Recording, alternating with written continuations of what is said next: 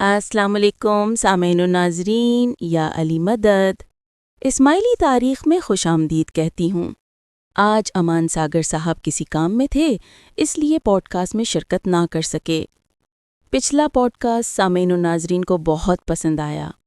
سامعین کے کامنٹس دیکھ کر میں نے سوچا ایک تاریخی پس منظر کو مد نظر رکھ کر سامعین کے کامنٹس کا جواب دوں۔ موضوع تھا زہرا این ممدانی، امریکی ریاست ہیوسٹن ٹیکساس کے میئر کی بات ہو رہی ہے۔ کچھ سامعین کہہ رہے ہیں زہرا این ممدانی اسماعیلی ہے، کچھ کہتے ہیں اثنا عشری ہے۔ گفتگو کا آغاز کرتے ہیں کچھ تاریخی حقائق سے۔ آئیے دیکھتے ہیں اسماعیلی تاریخ کیا کہتی ہے۔ مصادرۂ شناخت: اسماعیلی علماء و شورا اثنا عشری تشخص کے نقاب میں۔ یہ کہنا کہ مشت نمونہ خروار ہے ایک تاریخی حقیقت ہے۔ دراصل اسلامی علم، ادب اور عرفان کے بڑے حصے کو اسماعیلی علماء اور شورا نے جنم دیا، مگر فاطمی خلافت کے زوال اور ایران و شام میں دعوت اسماعیلی کی سرکوبی کے بعد کے سیاسی مذہبی ماحول کے سبب ان میں سے بہت سے بزرگ یا تو مکمل طور پر پوشیدہ ہو گئے، تقیہ اختیار کیا، یا وفات کے بعد ان کی شناخت بدل دی گئی اور ان پر اثنا عشری یا سنی کا لیبل لگا دیا گیا۔ ان اسماعیلی شہراء و علماء کی مثالیں جو اثنا عشری مشہور کیے گئے: رودکی سمرقندی، ابو القاسم فردوسی، سہروردی، قاضی نعمان مغربی، علامہ حلی 1250 سے 1325 عیسوی، ابو الفتح رازی 950 سے 1030 عیسوی، شیخ مفید 960 سے 1038 عیسوی، ابو الحسن عاملی 1500 سے 1560 عیسوی، خواجہ نصیر الدین طوسی 1201 سے 1274 عیسوی، ابو سعید ابو الخیر 1020 سے 1090 عیسوی، شہاب الدین سہروردی 1400 سے 1450 عیسوی، ابو علی سینا 980 سے 1037 عیسوی، شاہ نعمت اللہ ولی 716 سے 801 ہجری، شیخ عطا نیشا پوری تقریباً 7-8ویں ہجری صدی وغیرہ۔ شیخ مفید: اثنا عشری اور اسماعیلی کے مابین بغداد کا فقیہ باطنی۔ اسلامی فکر کی تاریخ ہمیشہ ظاہر و باطن، شریعت و حقیقت اور فقہ اور تاویل کے تقابل و امتزاج کا میدان رہی ہے۔ انہی میدانوں میں ایک نمایاں شخصیت شیخ مفید کی ہے جس نے ایک ایسا فکری و علمی میراث چھوڑا جو آج تک باقی ہے۔ اگرچہ رسمی مصادر انہیں اثنا عشری فقہاء میں سے ایک بڑا فقیہ مانتے ہیں، لیکن جب ان کے آثار، شاگردوں اور فکری فضا پر باریک بینی سے نظر ڈالی جائے تو یہ حقیقت آشکار ہوتی ہے کہ ان کی فکر گہرے طور پر باطن گرائی اور اسماعیلی تعلیمات سے جڑی ہوئی ہے۔ بغداد مناظرے اور باطنی گہرائی کا مرکز۔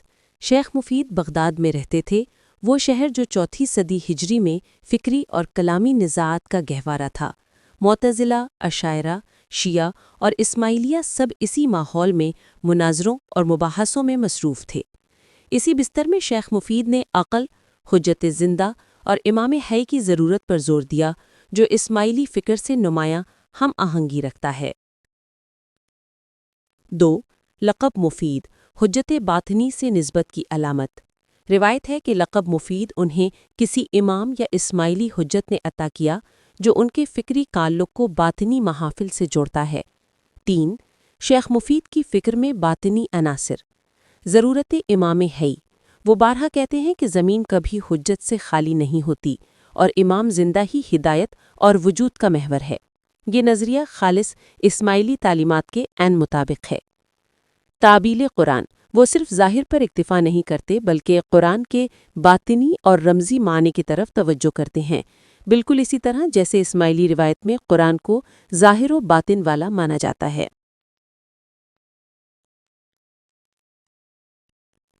عقل اور حجت باطنی۔ شیخ مفید عقل کو صرف استدلالی آلہ نہیں بلکہ نور امام کا پرتو قرار دیتے ہیں۔ 4. اتہام باطنی گرائی۔ اہل سنت کے مخالفین اور حتیٰ کہ بعض شیعہ فقہا نے بھی شیخ مفید پر باطنی ہونے کا الزام لگایا۔ اس وقت باطنی کا لفظ تقریباً اسماعیلی کے مترادف تھا۔ اگرچہ یہ الزام عداوت کے ساتھ لگایا گیا لیکن دراصل یہ ان کی فکر کی اسماعیلی تقارب کی دلیل ہے۔ 5. ولایت کی تاریخ میں مقام۔ اسماعیلی تناظر میں شیخ مفید کو دور ستر کے ایک حجت کے طور پر دیکھا جا سکتا ہے۔ وہ شخصیت جو فقہ و کلام کی زبان میں بولتی تھی مگر باطن میں ولایت کے اسرار کی محافظ تھی۔ وہ قاضی نعمان مغربی کی مانند ظاہری شریعت اور باطنی حقیقت کے درمیان ایک واسطہ بنی۔ اسماعیلیان کی تاریخی شناخت کا محو ہونا۔ دعوت اسماعیلیہ اسلامی تمدن کے سب سے ثمر آور فکری جریانوں میں سے ایک تھی۔ ایسے دانشور اور علماء جیسے نصیر الدین طوسی، ناصر خسرو، ابو یعقوب سجستانی، حمید الدین کرمانی، قاضی نعمان مغربی، ابو حاتم رازی اور حتیٰ کہ شیرہ جیسے رودکی و سنائی اور دیگر درجنوں شاعران و دانشور اپنی فکری و باطنی بنیاد اسماعیلی دعوت سے اخذ کرتے تھے۔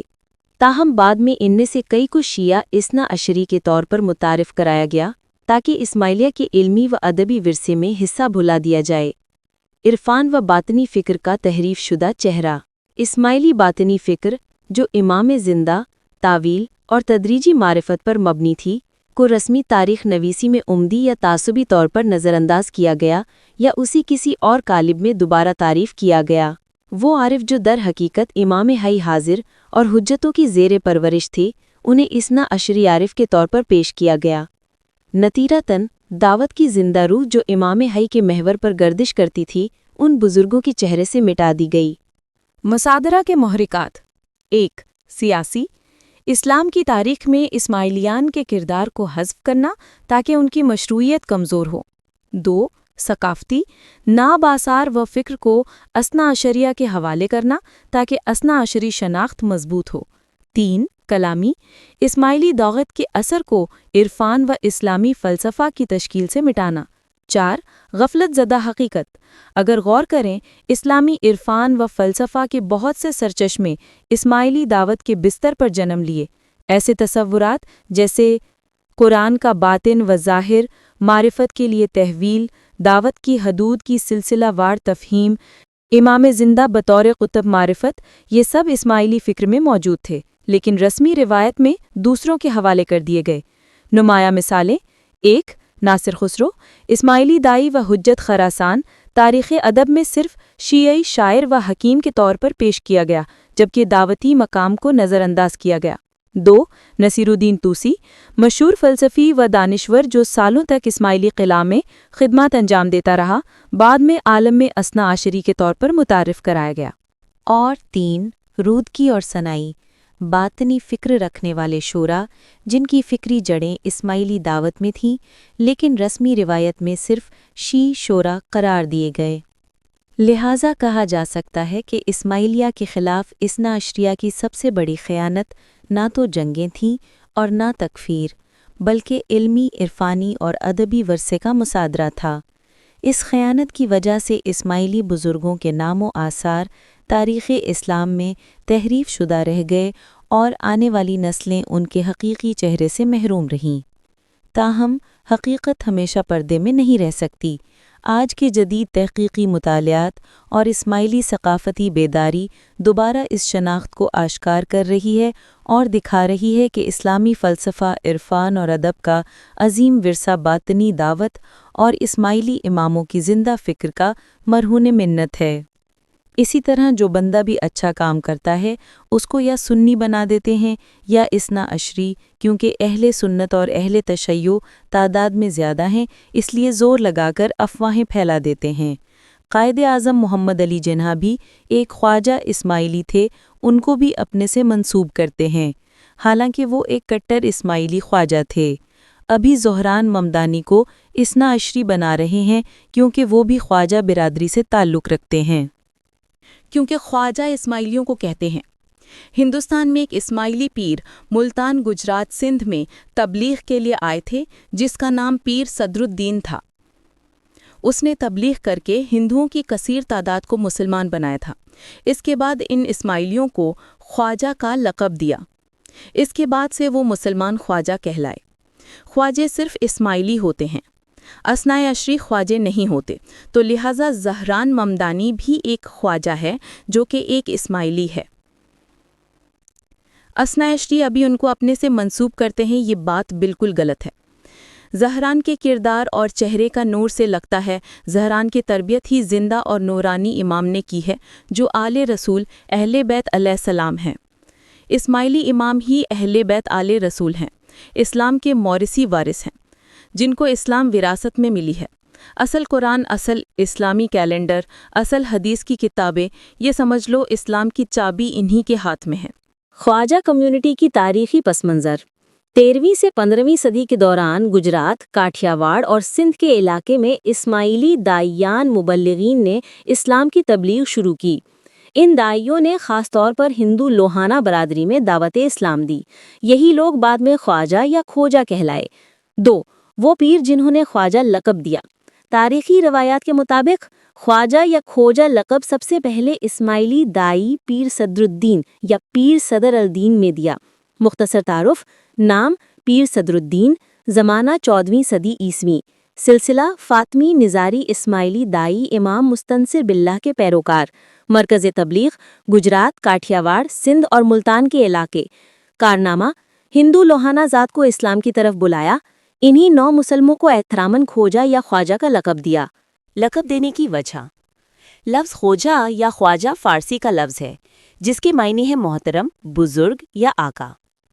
پیر صدر الدین نے جب ان 9 مسلموں کو اسلام قبول کرنے کے بعد اسلامی شناخت دینے کا ارادہ کیا تو انہیں خوجا کہا تاکہ وہ اپنی نئی مسلم پہچان کے ساتھ عزت و وقار کے حامل نام سے جانے جائیں۔